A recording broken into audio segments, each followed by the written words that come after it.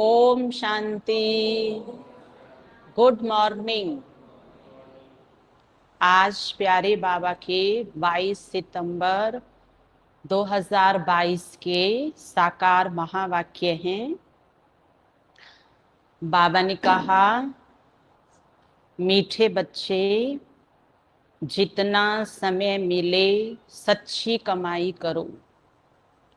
चलते फिरते कर्म करते बाप की याद में रहना ही सच्ची कमाई का आधार है।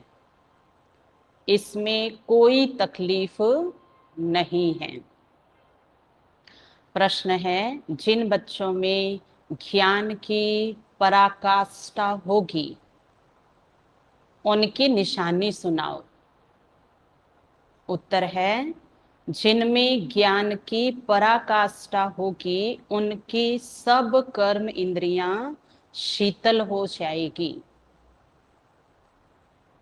चंचलता समाप्त हो जाएगी, अवस्था एक रस हो जाएगी, मैनर्स सुधरते जाएंगे। दूसरा प्रश्न है, शुभ बाबा की याद बुद्धि में यथार्थ नहीं है तो रिजल्ट क्या होगी? उत्तर है, कोई न कोई विकर्म जरूर होगा। बुद्धि इतना भी काम नहीं करेगी कि हमारे द्वारा कोई विकर्म हो रहा है। जो परसों बाबा कह रहे थे, पुराने पत्थर बुद्धि, एक नया पत्थर भी तो होता है ना। बाबा तो कल परसों पुराने पत्थर की बात कर रहे थे। तो बुद्धि में 2500 साल का पुरानापन है, तो वो अब विकर्म हो रहा है, उसे आत्मा को महसूस होने नहीं देता। क्योंकि जो विकर्म है, कई ऐसे विकर्म होते हैं जो हमें उस बुराई कहो या विकार कहो, उसमें दृढ़ कर देते हैं। और दृढ़ता की, जो विकर्म के दृढ़ता की निशानी है, वो क्या होगी? मैं राइट हूं, ये निशानी होती है उसकी। दूसरा, विकर्म करने से भी खुशी मिलती है, तो वो खुशी भी क्या कर देती है? ये विकर्म करने से खुशी मिली है ये महसूस करने नहीं देती है। जैसे सामने वाले की गलती है और आपने उस पर क्रोध किया, तो अब बिना कारण भी क्रोध आपको आएगा, क्योंकि आप उसमें दृढ़ हो गए हैं कि ये झूठ बोलता है और मुझे इसको बोलना पड़ता है, तो वहां महसूस नहीं होगा। ऐसे ही कुछ लौकिक संसार में भी अल्पकाल के आनंद के साधन हैं। तो उन आनंद के साधनों से, चाहे आप फिल्मी संगीत सुन लो, चाहे आप मन के अंदर फिल्मी बातों को याद कर लो, तो खुशी आएगी, क्योंकि देह अभिमान है।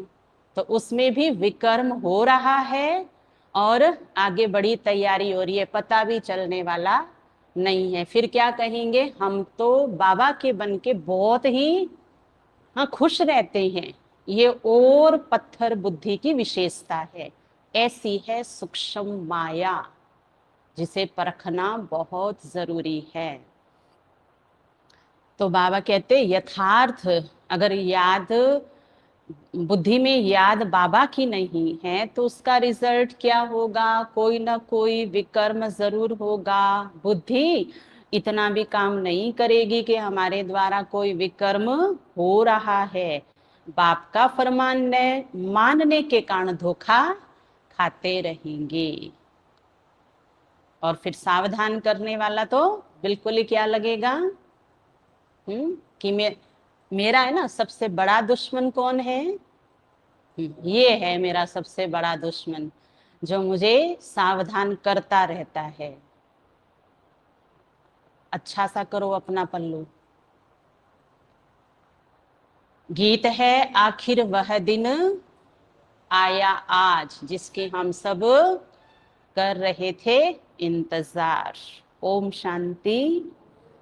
बच्चों को खातिरी हो गई है कि बेहद का बाप आया हुआ है, श्री कृष्ण को बेहद का बाप नहीं कहेंगे।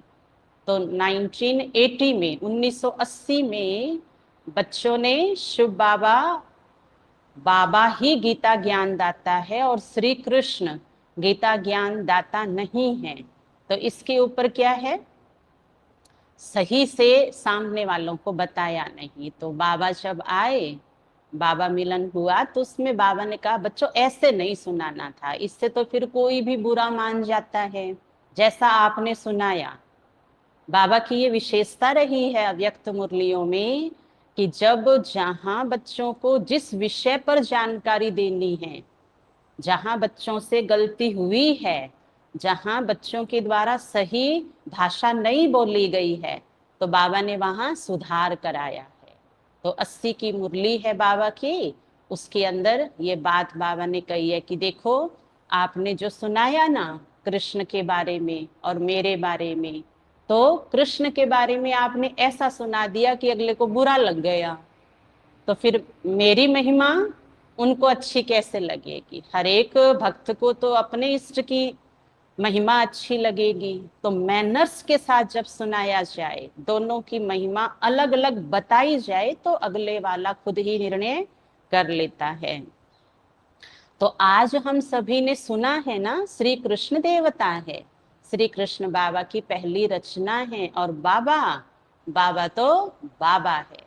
तो अब हमें अच्छा लगता है ये सुन करके कि बेहद का बाप शिव बाबा है, श्री कृष्ण तो उनके नंबर 1 बच्चे हैं। यह गीत तो यहाँ के नाटक वालों ने बनाए हुए हैं। महाराजा धीराज श्री कृष्ण के लिए कहते हैं, बाबा कहते हैं मैं महाराजा धीराज तो नहीं बनता हूँ, तुम बच्चों को बनाता हूँ। तो इन गीतों से भी कुछ न कुछ अच्छा अर्थ निकलता है।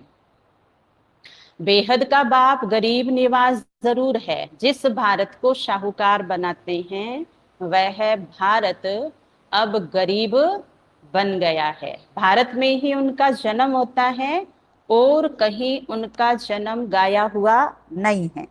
भले पूजा करते हैं कोई भी नेशन में यह चित्र है, परंतु जन्म तो यहाँ होता है ना, जैसे क्राइस्ट का जन्म और कोई जगह है, परंतु चित्र तो यहाँ भी है ना।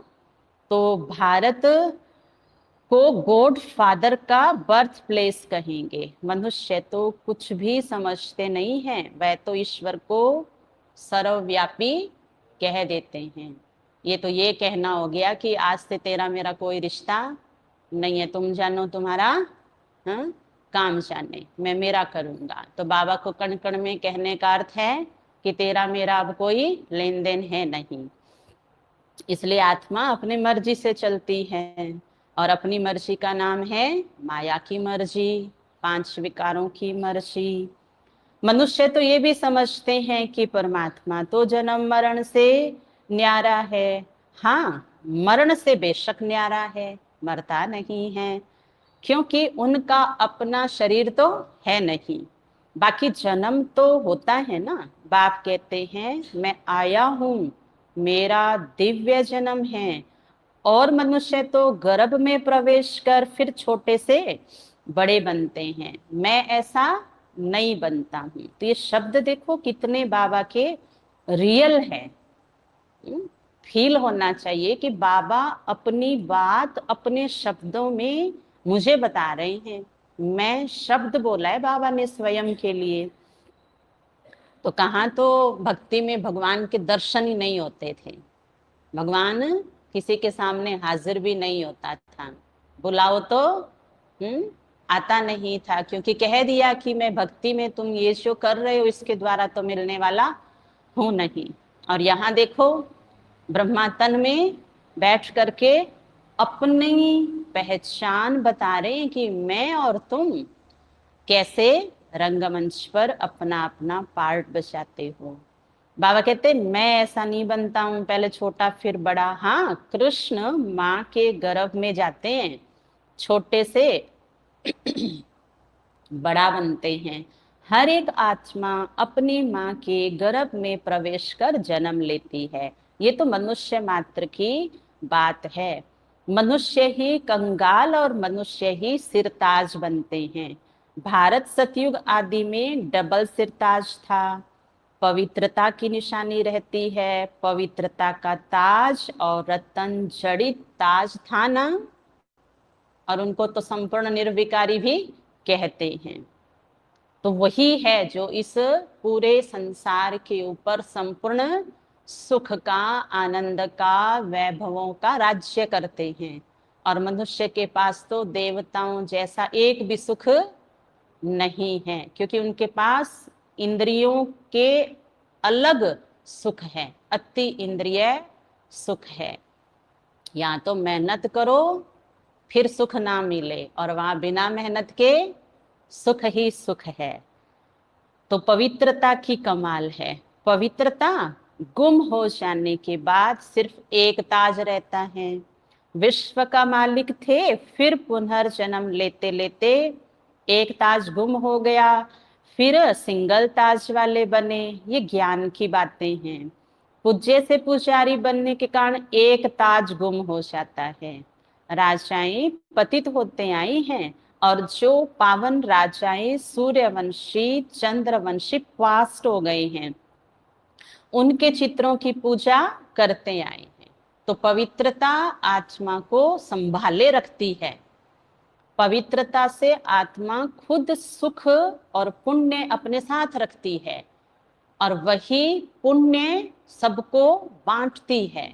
इसलिए पवित्र आत्मा के जीवन में दुख, अशांति, कष्ट ना तो है, ना वो किसी को देती है, तो उसका सुख का राज्य चलता है।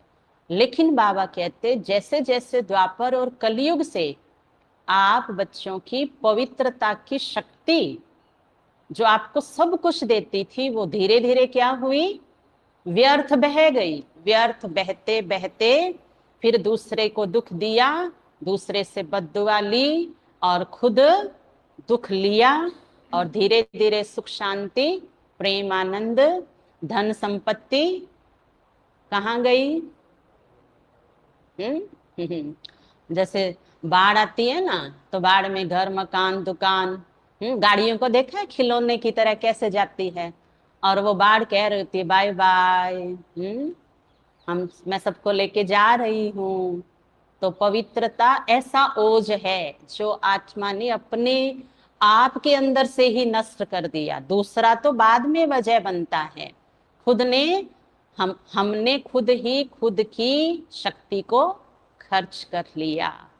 इसलिए ना पवित्रता का ताज है, और ना ही राजा का ताज है। और सम्मान कैसे मिलेगा, है ना? अब कोई भिखारी है गली के अंदर, चोर है, चोर का हम सम्मान करेंगे, आओ आओ विराजो, आपका सिंहासन है।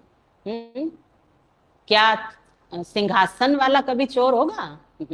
जो उसको कहेंगे। अब भिखारी है, उसको हम राजा बना देंगे? हाँ, तो भिखारी थे ना मंदिर में, ये दे दो प्रभु, ये दे दो, इतना दे दो, ये कर दो। तो प्रभु कहते आ रहा हूं। बाबा आ गए, अब कह रहे हैं बच्चे ले लो, जी भर के ले लो, और इकट्ठा ले लो। बाबा कमाल के हैं हमारे, जो हमारी बिगड़ी को बना देते हैं। तो अब दोनों ताज लेने हैं। और देखो, हारी हुई चीज को लेने के लिए मेहनत करनी पड़ती है। देखा है ना, राम हार गए थे अपने राज्य से, लेकिन उनको लेने में कितनी मेहनत करनी पड़ी थी। रावण जैसे शक्तिशाली राजा का अंत करना पड़ा था। और महाभारत में तो देखा है ना सभी ने, 13वां वर्ष उनके लिए सबसे कठिन था, लेकिन कठिनाइयों में घबराए नहीं, बिल्कुल भी डरे नहीं। उन्होंने माया के आगे सरेंडर नहीं किया कि बस बहुत हो गया, अपना खोया हुआ राज्य भाग्य लिया। आज देखो, कल कॉमेडियन भाई हैं, राजू भाई हैं, तो उनका कल समाचार में आ रहा था कि इतना गरीब परिवार कि भाई तो 11 वर्ष की उम्र में हीरो बनने आ गए बॉम्बे में, परंतु उनके पिता को पीछे इतनी प्रॉब्लम आई कि उन्होंने अपना घर बेच के और राजू भाई की बहन की शादी की। पिता ने अपने बेटी की शादी मकान बेच करके की। फिर राजू भाई ने क्या किया, खूब कमाया, खूब कमाया और उसको 10 गुना कीमत में वापस अपने मकान को लिया। अब 10 गुना कीमत कितनी होती है? एक आपने 10 रुपए की चीज गवा दी और उस चीज को आप 100 रुपए में वापस ला रही हैं, तो 10 भी गया और 100 भी नहीं है। तो हम कैसे हो गए? बोलो, क्या है हमारे पास? कुछ भी नहीं है। तो 10 गुना तो करना पड़ेगा और राज्य तो लेना पड़ेगा, मेहनत चाहिए उसमें। ऐसे तो बाबा कहते हैं बच्चे मासी का घर नहीं है। भी आपको आपकी चीज पसंद है ना, तो उसे लेने के लिए जोर तो लगाना पड़ेगा, खूब मेहनत करनी होगी। इसलिए बाबा स्वमान रोज याद कराते हैं। और आज तो इतना छोड़ दिया बाबा ने कि बच्चे तुम कर्म में मेरी श्रीमत के साथ चल रहे हो, उसको याद कहते हैं। कर्म कैसे करना है वो जब हमें याद होगा, ज्ञान युक्त स्थिति होगी, तो इंद्रियां ही शीतल है, बाबा ने ये कह दिया। और शीतल इंद्रियों वाला जब कोई भी कार्य करता है वो पवित्र और शीतल कार्य है, उसके द्वारा आनंद की स्थिति में किया जाएगा। और वो कार्य अगले को क्या देगा?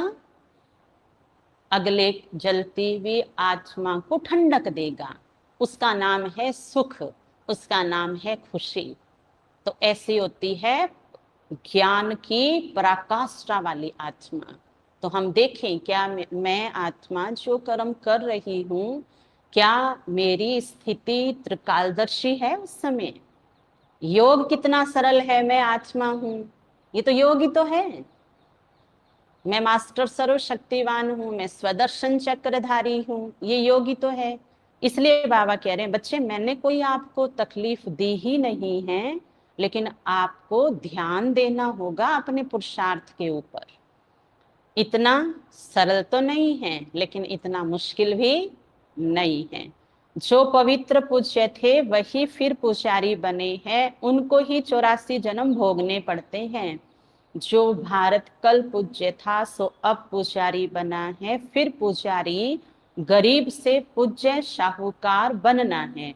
अब तो कितना गरीब है, कहाँ हेवन के महल थे, मंदिरों के ऊपर भी कितने हीरे जवाहरात जड़े हुए थे, तो वे अपना महल तो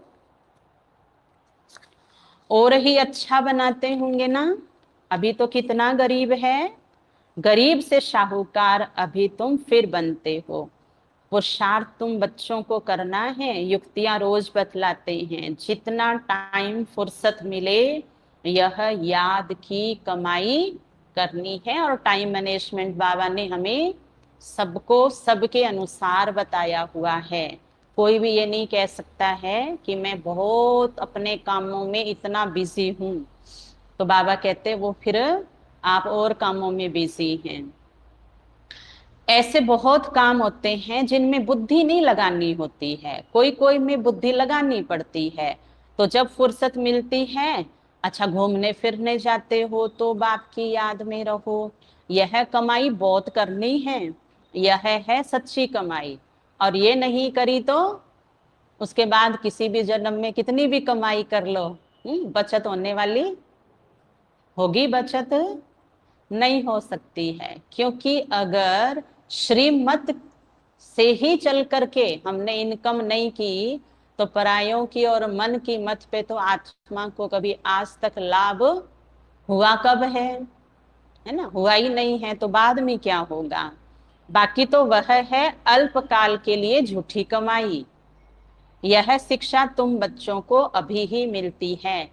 हमारे ORC के डायरेक्टर आशा दीदी जब उन्होंने पक्का ठान लिया कि अब मेरे पिता ने बाबा के कहने पर, साकार बाबा के कहने पे मुझे इतना पढ़ाया और मैं प्रोफेसर भी बन गई हूँ, लेकिन पिता तो अब भी चाहते हैं कि मैं और कमाऊं और आगे मेरी प्रमोशन होकर के जो मिल रहा है बड़ा पद, मैं वो भी ले लेती हूँ। तो उन्होंने सोचा कि इस हिसाब से मुझे ये छुट्टी अभी देंगे नहीं और मेरा कीमती समय ज्ञान मार्ग का नष्ट हो रहा है। फिर उनके भाइयों ने भी विरोध किया, जो कजन थे। उनके नाना जी ने भी कहा कि नहीं, आपको हम परमानेंट समर्पित नहीं होने देंगे। जो आशा दीदी आज 600 कन्याओं को ट्रेनिंग कराते हैं, उन्होंने भी ये पेपर पार किए। लास्ट फिर उन्होंने देखा कि अब यहाँ से निकलने का एक ही आधार है। उनके फादर ने जब मना किया तो उन्होंने कहा, क्या आपको मेरी कमाई खानी है? कन्या ने अपने पिता को ऐसे बोला, क्या आपको मेरी कमाई खानी है? तो उनके पिता के दिल में ये बात चुभ गई, क्योंकि हम जानते हैं ना हमारी रीतियां क्या है यहाँ की, कि बेटी की कमाई माँ बाप, है ना, खाते नहीं हैं। तब फिर देखा कि उनका वो छोटा सा बंधन था और वो छूट गया। तब उन्होंने सच्ची कमाई को समर्पित होकर के करना और बांटना शुरू किया। पर ये चीज आज कम महत्व करती है। 95% कुमार और कुमारियां ऐसे हैं जो अपने मन के बंधन के कारण जॉब करते हैं, अपने मन के बंधन में रह करके वो नौकरी का बंधन लेकर के चल रहे हैं। ये तो बहुत पहले के समय की बात है, अब की बात नहीं है। तो कमाई के ऊपर बाबा ने कहा ना, सच्ची कमाई तो ये है, बाकी तो वो अल्पकाल के लिए झूठी कमाई है। यह शिक्षा तुम बच्चों को अभी ही मिलती है, एक तो कीमती है, ऊपर से यही जन्म है। और ये सदाकाल की ओर कमाई दे रही है। ये तो फैसला करना पड़ेगा ना। अगर हम अपने जीवन के अंदर उलझे ही रहेंगे तो ना कमा सकेंगे और ना अपने साथ जो आने वाले हैं उनको बांट सकेंगे। ये तो ऐसी कमाई है कि पहले खुद भर जाओ और फिर सबको देते जाओ, तो देने में भी स्वार्थ भाव नहीं रहेगा कि ये तो मेरे से लेता ही जा रहा है, हिसाब कब देगा। देवताओं को किसी से हिसाब मांगने की जरूरत है? कौन से देवता आए हैं आपके आमने सामने इतने वर्षों में कि मेरा हिसाब दे? तूने मंदिर में आकर के और मेरे को क्या क्या बोला, छीन ले गया रे मेरा लाभ वापिस। नहीं ना। तो और ये तो बाबा करा रहा है, करण करावनहार बाबा है, हमें तो उसका इंस्ट्रूमेंट बनना है। उसको मैं जैसा पसंद हूं, उसको मैं वैसा बनूं, बस इतनी सी बात है। मुझे वो जैसा चाहता है, मुझे उसके सामने वैसा हाजिर होना है। सच्चे दिल पर साहेब राजी। तुम जानते हो कि हमको बेहद के बाप से बेहद का वर्षा लेना है, इसमें कोई भी तकलीफ नहीं है। घर बार भी गृहस्थियों से नहीं छुड़ाते हैं, सिर्फ कहते हैं बच्चे विकार में नहीं जाना है। इस पर ही अक्सर करके झगड़ा चलता है। और सत्संगों में ऐसे झगड़े थोड़े ही होते हैं, वहां तो जो सुनाया वह सत्य सत्य कहकर चले जाते हैं कि आप जो कह रहे हो वो सत्य कह रहे हो, लेकिन हम ये कर नहीं पाएंगे। झगड़ा यहाँ होता है। इस रुद्र ज्ञान यज्ञ में असुरों के विघ्न जरूर पड़ेंगे। अबलाओं पर अत्याचार होते हैं, जो द्रौपदी को भी दिखाते हैं। पुकारा है कि बाबा हमें यह नग्न करते हैं, हमें इनसे बचाओ। बाप की तो शिक्षा है कि कभी भी नग्न नहीं होना है। जब एक रस अवस्था हो जाए तब यह कर्म इंद्रियां शीतल हो, तब तक कोई न कोई चंचलता चलती रहेगी। लेकिन किसकी परमिशन से? पहले ये तो मैं पूछूं अपने आप से। बाबा कहते बचपन गया, जब 80 में बाबा मुरली सुना रहे थे ना, 1980 में, तो 1980 से पहले जो ज्ञान में चले हुए थे उनको बाबा ने साफ कह दिया, अपना ये बचपना बंद करो, अभी अपनी चंचलता बंद करो, अभी ये तुम्हारे नाज नखरे अब नहीं चलेंगे। तो उस दौरान अब 80 तक तो देखो ज्ञान, 37 में तो शुरू ही हो गया था। अच्छा 5 साल ले लिए, 10 साल ले लिए, 15 साल ले लिए, कितने हो गए? 25, अच्छा 30 हो गए। कहाँ है? जहां थे वहां है या बीच में है या बराबर चल रहे हैं? ये तो स्वयं की जांच स्वयं करेंगे ना। बाबा कहते चंचलता ज्ञान की पराकाष्ठा से आती है, मजबूती स्वयं स्वयं में लानी पड़ती है। ठीक है, समय लिया, 5 साल ले लिए, 10 साल ले लिए, क्या 10 साल के बाद भी वैसे ही हैं? ऐसा तो नहीं हो सकता है ना। इतना तो बाबा का ज्ञान कमजोर नहीं है ना, इतनी आत्मा कमजोर कैसे रह सकती है? तो परहेज नहीं रखो, भोजन अच्छा नहीं लो, संग ठीक नहीं करो, तो यही तो वो कमजोरी है जिसे अब दूर करना है। और बाबा कहते हैं एक झाटकू बलि दे दो, डरो मत। पर कहते हैं क्या करूं बाबा, इच्छा नहीं है। फिर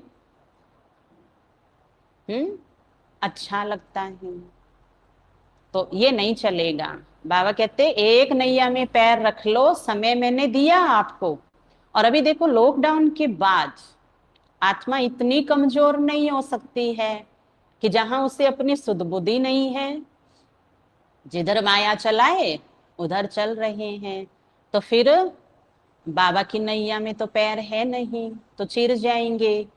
तो फैसला अपना तो स्वयं लेना होता है ना। वैसे भी देखो घर परिवार के अंदर मैं अपना मालिक हूं, मुझे तुम कोई भी कुछ नहीं बोलना। छोटा सा घर में है ना, 5 साल का बच्चा क्या कह रहा है, मम्मी पीछे चलो, दादी बात मत करना मेरे से, मुझे तुम्हारे राय की जरूरत है नहीं अब।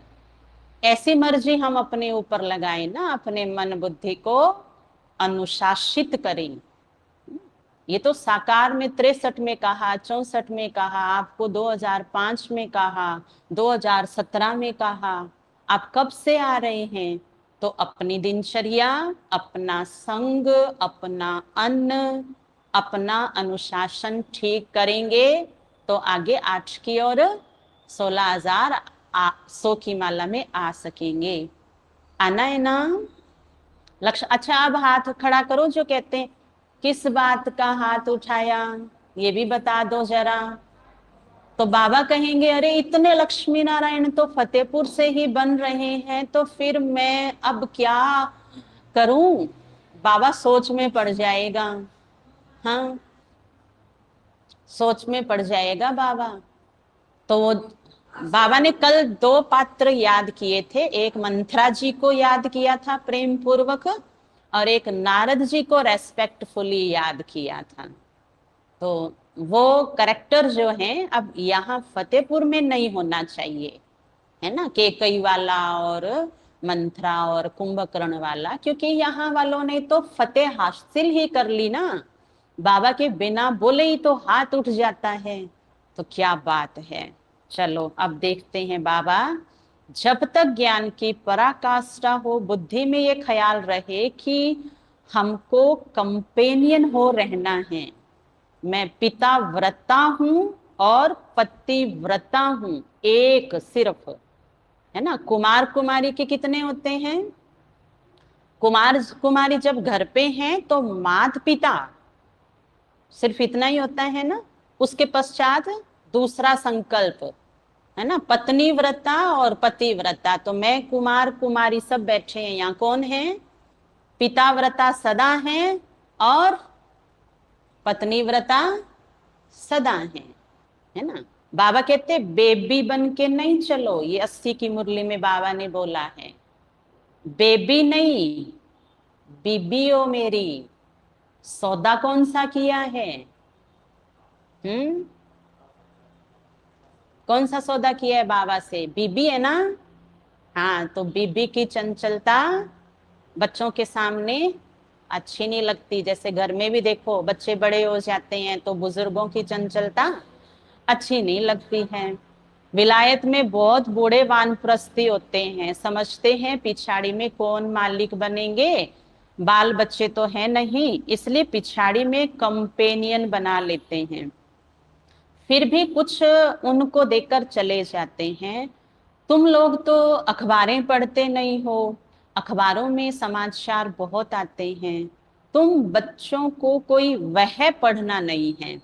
बाप तो कहते हैं कि कुछ भी नहीं पढ़े तो अच्छा है, जो कुछ भी पढ़े हो वह भूल जाओ, क्योंकि ये चीज ही क्या कर रही है, प्रेरित कर रही है ना, अनावश्यक है। पर ज्ञान की जिसमें पराकाष्ठा होगी वो दोनों खबर को अलग अलग करके और सावधान रह सकता है। पराकाष्ठा नहीं है और बाबा ने कह दिया तो चलो कुछ किसी को ढूंढ लेते हैं और अपना साथी बना लेते हैं। तो फिर बाबा जब देखते हैं कि बच्चे इस बात को नहीं समझ पाए तो ऐसे बच्चे को कहते हैं, बच्चे तुम तो ठीक हो, जो जैसे ठीक हो मत पढ़ा करो। हमको बाप ऐसा पढ़ाते हैं जो हम सच्ची कमाई कर विश्व के मालिक बन जाते हैं। बाप कहते हैं hear no evil, see no evil. Last में बाबा ने सबको बराबर संदेश दे दिया कि मेरे कहने का अर्थ है हियर नो इविल और सी नो इविल।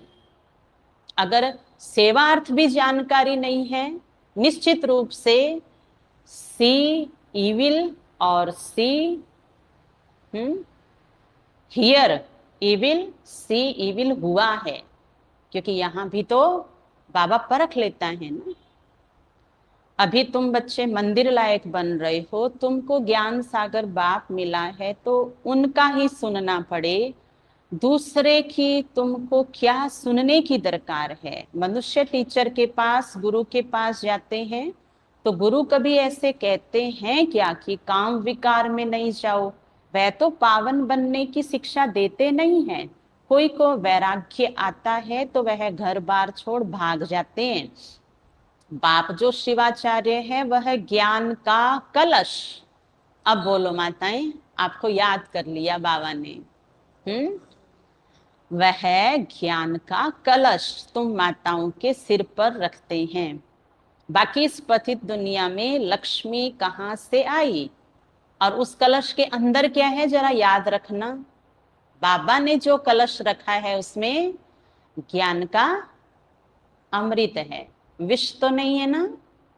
हाँ, ये ध्यान रखना, बाबा वाला कलश ही रखना है। पहले क्या था, पहले कौन सा था, विष का घड़ा सर पे रखा हुआ था, बाबा ने वो तोड़ दिया है। इसलिए बाबा कहते हैं हथियाला कैंसल, मेरे बन गए हो, मैं तुम्हारा कंपेनियन हूं। अभी शिव बाबा इन द्वारा बैठ समझाते हैं, शिवाचार्य वाच ब्रह्मा मुख से, तुम बरोबर स्वर्ग के द्वार खोलते हो तो जरूर तुम ही मालिक बनेंगे। स्वर्ग का द्वार खोलते हो, गोया स्वर्गवासी बनने का पुरुषार्थ करते हो। तुम्हारा पुरुषार्थ ही है नरकवासी मनुष्य को स्वर्गवासी बनाना। बाप भी यह सेवा करते हैं ना, पतित से पावन बनाना। तुम्हारा भी यही धंधा है जो बाप का धंधा है। अभी देखते हैं ना बच्चों की पढ़ाई पे बोझ का कारण, पिता डॉक्टर है, पिता डॉक्टर नहीं रहा तो बच्चा फंस गया। अब अच्छे घर में आकर के जबरदस्ती कोचिंग करा रहे हैं। पिता इंजीनियर नहीं बन पाया, बच्चा डॉक्टर बनना चाहता था, पिता ने, और डॉक्टरी में टॉप जा रहा है हर एक क्लास में। पिता ने कहा कि बच्चे आपको इंजीनियर ही बनना है, क्योंकि वो नहीं बन पाया और उसका इंजीनियरिंग की पढ़ाई में बिल्कुल मन नहीं लग रहा है। फिर टीचर ने कहा कि तुम मेरे जितने भी नंबर नहीं ला सकोगे जिस हिसाब से पढ़ रहे हो। तो बच्चे ने वो चैलेंज एक्सेप्ट कर लिया और एक किताब में पास उनसे ज्यादा नंबर ले आया, 5 में फेल हो गया। आज वो बच्चा कहाँ है, डॉक्टर भी नहीं बन पाया, इंजीनियर भी नहीं बन पाया, अपने पिता के साथ गैरेज है, उस गैरेज में काम कर रहा है। ये है बोझ। अपनी इच्छा से नहीं चल सकते और मैं मेरी इच्छा पूरी नहीं कर पाया तो बच्चे के द्वारा जबरदस्ती दूसरी पढ़ाई दी गई। तो बाबा कहते इस दुनिया में देखो कैसे कैसे प्रेशर होता है, स्वर्ग बन ही नहीं पाता है। बाबा कहते मेरा धंधा सो आपका धंधा। बाप ने कहा ना बच्चे को, मैंने जो नहीं किया मैं करना चाहता था वो आपको करना है। पर हमारा बाबा तो है, हमारा बाबा तो हमारे कार्य में संपन्न है, खुद के कार्य में। आत्माओं को स्वर्गवासी बनाओ। स्वर्ग की चाहना तो सब रखते हैं ना, कोई मरते हैं तो कहते हैं फलाना स्वर्ग पधारा। उनसे पूछना चाहिए कि जब वह स्वर्ग में गया तो फिर नरक में बुलाकर ब्राह्मण आदि क्यों खिलाते हो? आज का दिन और आज की मुरली दोनों मैच हो गई। पूछो उनसे, फिर तो ये अज्ञान अंधियारा हुआ। तुम यहां से सूक्ष्म वतन में ले जाकर खिलाते हो क्योंकि तुम जानते हो ये पवित्र भोजन है। वह जो मर जाते हैं उनको पवित्र भोजन थोड़े ही मिलता होगा। अभी देखो श्रीवास को कई बच्चों ने चेंज कर लिया है, आज गुरुवार को है ना अच्छा भोग बनाया है घर में, है ना, और बाबा को खिलाएंगे और बाबा से शक्ति लेंगे। चेंज कर लिया उसको। तो बाबा बच्चों के पवित्र हाथों का भोजन है ना आज खाएंगे। देखो गृहस्थी बच्चे कैसे रस्म रिवाज को भी चेंज कर लेते हैं। वह जो मर जाते हैं उनको पवित्र भोजन थोड़े ही मिलता होगा। लिखते हैं बाबा फलाने का भोग लगाओ तो उनको पवित्र भोजन मिले। गाया हुआ है देवताएं भी ब्रह्मा भोजन को पसंद तो करते हैं लेकिन उनको मिलता मिलता नहीं है। कितनी प्योर आत्माएं ही नहीं ले पाती है तो इम्प्योर आत्माएं तो क्या लेगी। बरोबर तुम्हारी महफिल सूक्ष्म वतन में लगती है। ऐसे नहीं है कि ध्यान कोई अच्छा है, नहीं, योग को ध्यान नहीं कहा जाता और ध्यान को योग नहीं कहा जाता। बाप कहते हैं मेरे साथ बुद्धि योग लगाओ तो विक्रम विनाश होंगे। वैकुंठ में जाकर रास विलास करते हैं, वह कोई कमाई नहीं है। मुरली तो सुन नहीं सकते, यह भोग आदि तो एक रस्म रिवाज ड्रामानुसार है। मनुष्यों की रस्म रिवाज और ब्राह्मण जो संगम के हैं इनकी रस्म रिवाज में रात दिन का फर्क है। यहाँ से जाकर सूक्ष्म वतन में खिलाते हैं। इन बातों को जब तक नए समझे नहीं तब तक संशय उठता है। हम कहेंगे ड्रामा अनुसार इसकी तकदीर में नहीं है तो संशय पड़ा है, और संशय पड़ा और चला गया।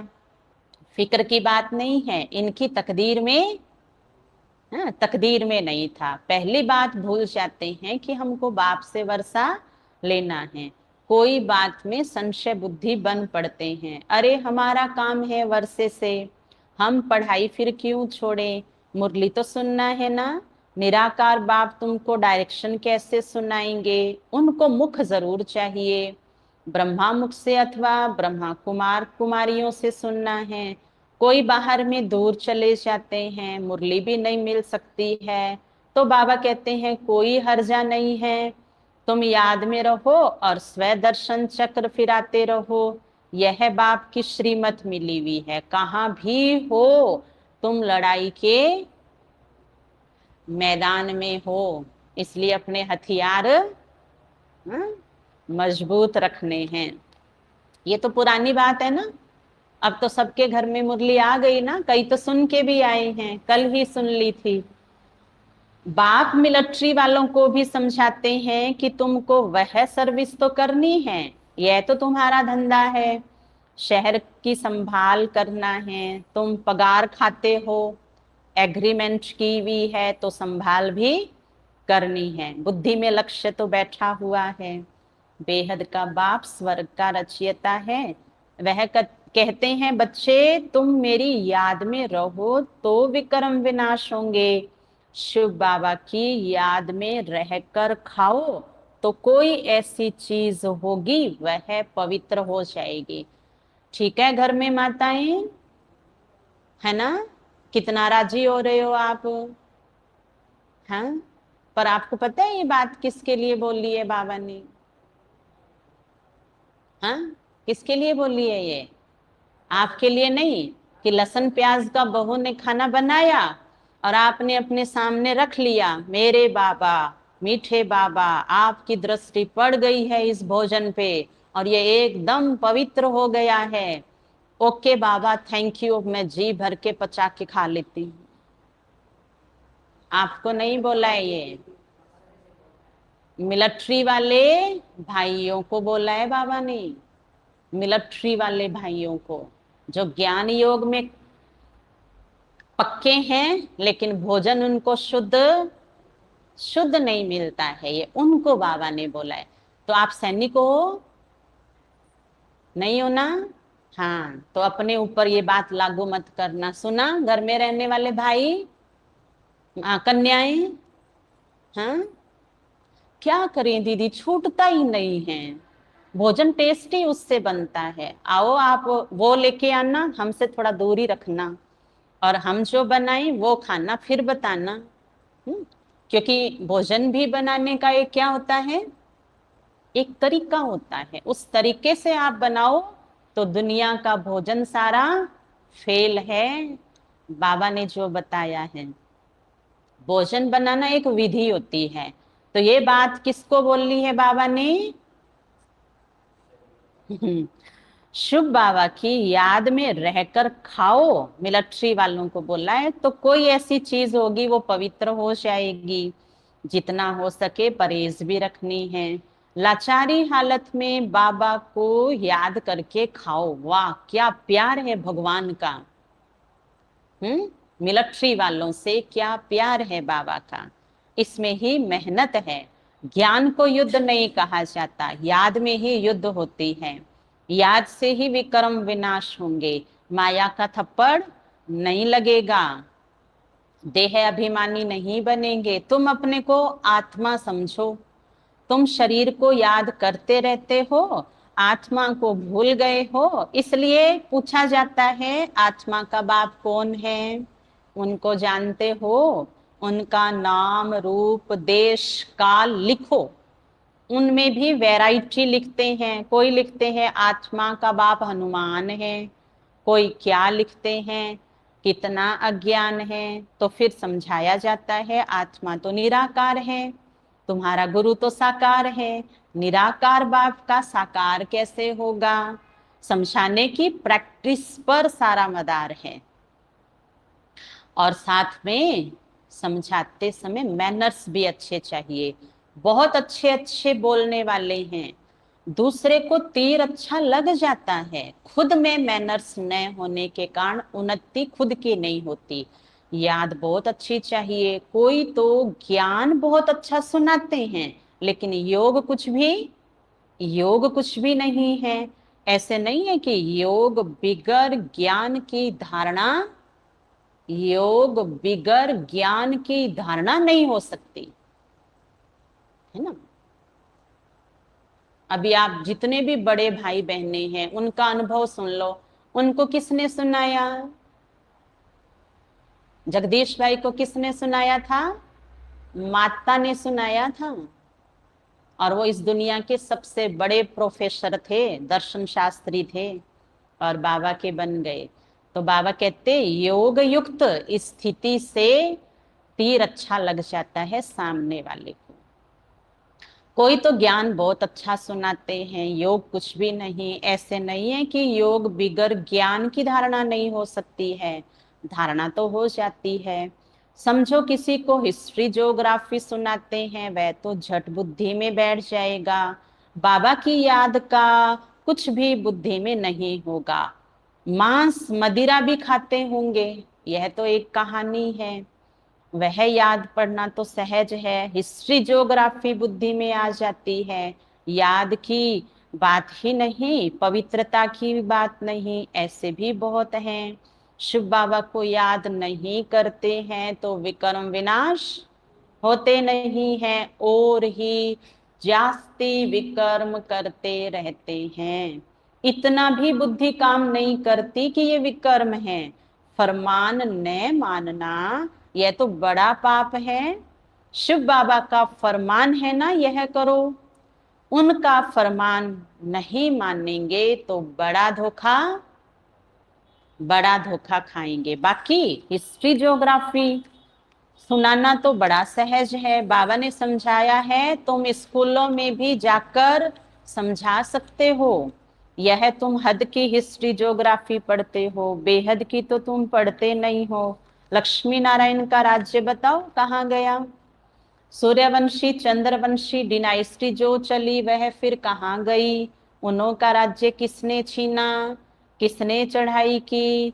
तुम बच्चे ही जानते हो कि ये चक्र कैसे फिरता है। यह किसी को भी समझाओ तो 7 रोज में बुद्धि में आ जाएगा, परंतु मैनर्स नहीं। ऐसे नहीं कि विकार में जानने से हिस्ट्री ज्योग्राफी को भूल जाएंगे। सारी बात योग की मुख्य है। योग में ही माया धोखा देती है। तुमको सर्वगुण संपन्न यहाँ ही बनना है। अच्छा, बिना फोन के योग कौन करते हैं? बिना फोन के वो पास हैं। बिना, वो है ना ये वाला फोन, बड़े वाला स्मार्टफोन। हाँ, इसका मतलब ये नहीं है कि आप योग नहीं करते होंगे। हाँ, जो इसके साथ चल रहा है ना सारी लाइफ, वो केवल ज्ञानी है, योगी। वो योगी नहीं है, वर्तमान में नहीं है। ये ध्यान रखना, आप वर्तमान में नहीं है। क्योंकि जब भी कभी भी कोई कारण बनता है, देखो तो ऑनलाइन ही है, फलाने भाई जी और फलाने माता जी। सेवा अर्थ एक अलग बात होती है। तो इससे फिर बाबा तो देख लेता है ना, बाबा तो देख लेता है कि कौन से बच्चे योग के टाइम में क्या कर रहे हैं। तुम बच्चे जानते हो कि बाप गरीब निवाज रहम दिल है। हम बच्चों को खास और सबको आम समझाते रहते हैं। अच्छा, आपने अगर गीत भी लगाए हैं ना योग में, इसमें तो वो ऐसे पड़ा होगा यहाँ, फिर तो ठीक है। लेकिन आप बैठे योग में हैं और हाथ किस पे चल रहा है? योग में तो बैठे हैं, हाथ ऐसे चल रहा है, ऐसे चल रहा है ना, फिर ऐसे चल रहा है। हाँ, नहीं, बाबा तो सारे बच्चों को सुना रहा है ना, सभी बच्चों को बता रहे हैं। तो कई बार हाथ ऐसे चलता रहता है। कई बार ऐसे भी होता है, गीत चल रहा है, गीत नीचे आ जाएगा और बाकी ऐसे चलता रहेगा। ये आज की लेटेस्ट डिजिटल माया। ये माया है जो क्या कर देती है। अरे अभी तो फुर्सत मिली है, मम्मी को फोन लगा लेती हूँ, सहेली को फोन लगा लेती हूँ। कब फुर्सत मिली है? हम्म अभी मिली है। अब रात किसी को तो 10:30 बजे ही फुर्सत मिली है, चार्ट आए हैं उनका, वो लिख के भेज रहे हैं कि 10:30 बजे फ्री हुए हैं, अब थोड़ा सा फोन पे चिट चैट बातचीत करते हैं। तो कितनी देर करते हैं वो लिख देते तो कितना अच्छा था, खाली इतना ही लिखा है कि 10:30 बजे चिट चैट करते हैं। हम्म जानते हैं ना, आप नहीं करते दूसरे करते हैं, उनका जानते हो ना घर में। तो बताओ, घर में बच्चों की पढ़ाई कैसे टॉप में जाएगी? घर में कमाई कहाँ से आएगी जो आप उनकी वजह से सोच के योग में नहीं बैठते, सेवा नहीं करते हैं? है ना। दूसरे का तो पता है आपको कि ये फोन के साथ घर में कितनी देर रहते हैं। फोन पर रहने वाला क्या है? गरीब है, गरीब था और गरीब रहेगा। ऐसा है ना, आज प्रैक्टिकल है ऐसा। क्योंकि ये तो मीठी माया है। और मीठी माया कहती है खाना मत खाओ, नींद मत करो, पढ़ाई मत करो, कमाई मत करो, और कोई आएगा मेरे पास, ऐसा जोर से बोलूंगा, ऐसा जोर से बोलूंगी, मुड़ के है ना मेरी मम्मी मेरे से बात करने से 100 बार पहले सोचेगी। ऐसा होता है ना। क्या है, क्या तकलीफ है आपको? हम्म भाई, आपकी जरूरत पड़ी है सेवा में, बड़े आए हैं, कहेंगे क्या है, खुद नहीं कर सकते हो, जब देखो मुझे बुलाते हो। ये घर के हैं ना, चुटकुले हैं ये घर के, आजकल ये ऐसे चलते हैं। और उसमें चाहे जरूरी फोन भी आ जाए ना शाम के समय, पोता के हाथ में, आपको वो नहीं देगा। फिर सवेरे आप आओगे तो क्या बोलेगा, बाबा माता जी आपको कॉल किया था। आप उठाते नहीं है, क्योंकि उनको पता है कि जो कॉल आ रही है उसको साइड में कर दो, गेम खेल लो अपना, है ना। मिसअंडरस्टैंडिंग इतनी हो रही है इस मोबाइल के कारण की, जहां पर सारे रिश्तों में गैप आ गया है। बाबा कह रहे हैं बच्चे, ऐसे विकर्म विनाश नहीं हो सकेंगे, योग तो चाहिए ही चाहिए। बाबा गरीब निवाज है, रहम दिल है। हम बच्चों को खास और सबको आम समझाते हैं। खास समझा रहा है ना, खास, क्योंकि हम खास हैं तो खास समझाएंगे। खास हम सुख धाम में जाते हैं, इन जनरल आम मुक्ति धाम में जाते हैं। सतयुग में बरोबर लक्ष्मी नारायण का राज्य था, फिर आए चंद्रवंशी, उनके बाद इस्लामी बौद्धि। वह आदि सनातन देवी देवता धर्म अब गुम हो गया है। बड़ का झाड़ कलकत्ते में जाकर देखो, फाउंडेशन है नहीं। सुन रहे हैं कलकत्ता वाले, 2-3 भाई बहनें जुड़े हुए हैं। हमें बुला रहे हैं। क्या वो बुला रहे हैं कि आ जाओ कलकत्ता में देख लो ये वाला पेड़, क्या हालत है उसकी। यह भी ऐसे ही है, अब फिर से स्थापना हो रही है। अच्छा, मीठे मीठे सिखिलदे बच्चों प्रति माता पिता बाप दादा का याद प्यार और गुड मॉर्निंग। रूहानी बाप की रूहानी बच्चों को नमस्ते। हम रूहानी बच्चों की रूहानी बाप दादा को याद प्यार गुड मॉर्निंग, नमस्ते नमस्ते नमस्ते। मेरे बाबा, मीठे बाबा, प्यारे बाबा, आपका शुक्रिया, बहुत बहुत शुक्रिया। धारणा का सार, किसी भी बात में संशय उठाकर पढ़ाई नहीं छोड़नी है। बाप और वर्षे को याद करना है, एक बाप से ही सुनना है। बाकी जो पढ़ा है वह सब भूल जाना है। Hear no evil, see no evil, talk no evil. जो इविल पढ़ा है बाबा कहते हैं वो भूल जाना है। वरदान, बाप की छत्र छाया के नीचे रह, माया की छाया से बचने वाले सदा खुश और बेफिक्र भव। मुरली से चेहरा किसका चमकता है? जो सारा दिन क्या थे? बाबा की छत्र छाया में थे। तो कल थे तो आज चेहरा मुस्कुरा रहा है, आज रहेंगे तो कल हाँ चेहरा मुस्कुराएगा। तो बाप की छत्र छाया के नीचे रह, माया की छाया से बचने वाले सदा खुश और बेफिक्र भव। माया की छाया से बचने का साधन है बाप की छत्र छाया। छत्र छाया में रहना अर्थात खुश रहना। सब फिक्र बाप को दे दिया। जिनकी खुशी गुम होती है, कमजोर हो जाते हैं, उन पर माया की छाया का प्रभाव पड़ जाता है, क्योंकि कमजोरी माया का आह्वान करती है। अगर स्वप्न में भी माया की छाया पड़ गई तो परेशान होते रहेंगे, युद्ध करनी पड़ेगी। इसलिए सदा बाप की छत्र छाया में रहो, याद ही छत्र छाया है।